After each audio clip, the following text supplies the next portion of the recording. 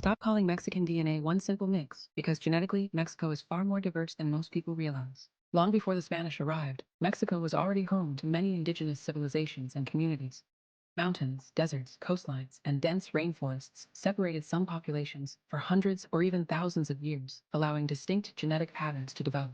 In fact, researchers found that certain indigenous groups from opposite ends of Mexico showed levels of genetic differentiation comparable to populations from Europe and East Asia. Then, Spanish colonization transformed Mexico's genetic landscape. Indigenous and European ancestry blended over generations, creating many of the populations now commonly described as mestizo. But Mexico's story doesn't end with two ancestries. Africans were brought to Mexico during the transatlantic slave trade, leaving an important genetic and cultural legacy, especially in some coastal communities. Later migration also introduced ancestry from other parts of the world. And here's what makes it even more fascinating.